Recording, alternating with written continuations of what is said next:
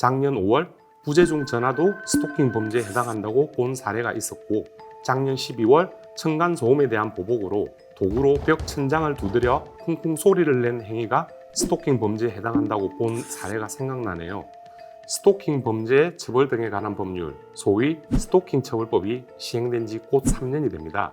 스토킹 처벌법에 관한 국민적 관심에 비추어 법원 재판 실무에 대해 궁금하실 분들이 많을 것 같습니다.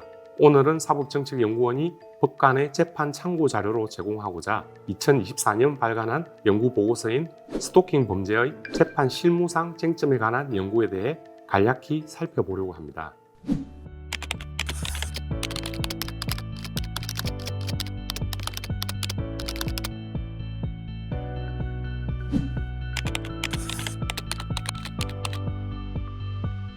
먼저 스토킹 범죄를 저지를 경우 실제 어느 정도로 처벌되는지에 대한 관심이 클 것 같습니다. 독일은 스토킹 범죄 법정형 상한이 징역 3년, 미국 연방법은 징역 5년, 일본은 징역 1년이던데 우리 법은 어떤가요?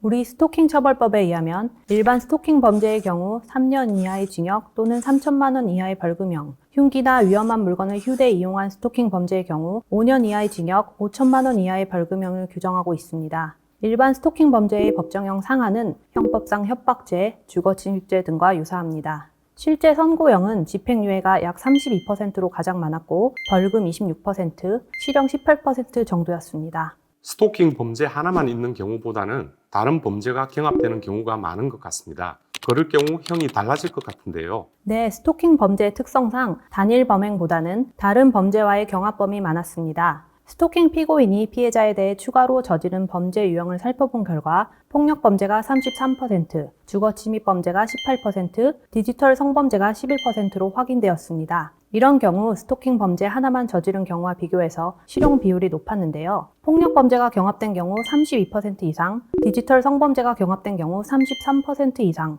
성범죄나 살인범죄가 경합된 경우 60% 이상의 사건에서 실형이 선고되었습니다. 다음으로 스토킹 범죄 판결 사례를 살펴보겠습니다. 스토킹 처벌법과 관련된 대법원 판결로는 작년 5월 부재중 전화도 스토킹 범죄에 해당한다고 본 사례가 있었고, 작년 12월 층간소음에 대한 보복으로 도구로 벽 천장을 두드려 쿵쿵 소리를 낸 행위가 스토킹 범죄에 해당한다고 본 사례가 생각나네요. 스토킹 범죄에 관한 사례를 소개해 주시면 어떨까요? 우리 스토킹 처벌법에 의하면 법에 규정된 7가지 행위 유형에 해당한 경우에만 스토킹 범죄가 될 수 있습니다. 구체적으로는 접근 행위, 기다리거나 지켜보는 행위, 메시지 전송, 전화, 물건을 보내거나 훼손하는 행위, 그리고 개정법에 도입된 온라인 스토킹 등입니다. 예를 들어 자신의 카카오톡 프로필에 상태 메시지를 작성한 행위는 스토킹이 아니라고 본 사례가 많았고, 상대방의 비공개 인스타그램 계정에 팔로우 신청을 한 경우는 스토킹 행위에 해당할 수 있다고 보고 있습니다. 스토킹 범죄 행위 유형 중에는 메시지를 보내거나 선물을 보낸 것과 같이 그 자체로는 범죄가 되지 않을 수 있는 행위도 포함되어 있습니다. 결국 재판에서는 개별 사건에서 행위가 상대방의 의사에 반하는지, 정당한 이유가 없는지, 불안감 또는 공포감을 일으키는지, 지속 또는 반복되는지 등이 중요할 것 같은데요. 네, 박사님께서 지적해 주신 대로 스토킹 범죄 구성 요건상 구체적 사건의 맥락이 중요합니다. 예를 들어 상대방에게 불안감 또는 공포심을 일으키는지 여부를 판단할 때는 상대방과의 관계, 지위, 성향, 행위에 이르게 된 경위, 행위 태양, 행위자와 상대방의 언동, 주변의 상황 등 행위 전후의 여러 사정을 종합하여 판단한다고 하고 있습니다. 결국 유사한 행위라도 맥락에 따라 결론이 달라질 수 있는데요. 피고인이 10분간 3회 전화한 행위가 스토킹 범죄로 인정된 사례에서는 피고인이 피해자에 대한 스토킹 범죄로 구속되어 재판을 받다가 석방된 당일 전화한 경우였습니다. 반면 피고인이 피해자로부터 이별 통보를 받고 36시간 동안 17회에 걸쳐 부재중 전화를 한 사안에서는 불안감, 공포심을 일으킨 것으로 인정되지 않아 무죄가 선고되었습니다.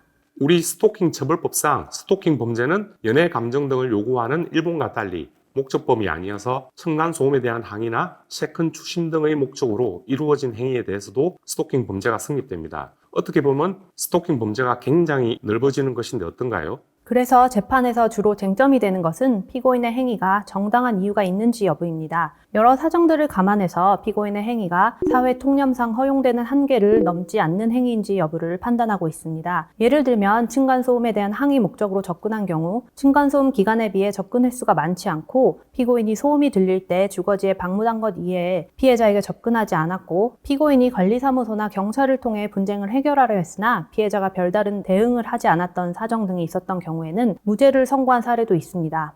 피고인이 계약을 위반한 피해자에게 항의하는 내용으로 2일간 9회에 걸쳐 문자 메시지를 보낸 사안에서는 정당한 이유가 있다고 보아 무죄를 선고한 반면 피고인이 피해자에게 연락하여 상의할 것이 있다고 하더라도 피해자의 직장에 찾아간 행위는 정당한 이유가 없다고 보는 경우가 많았습니다.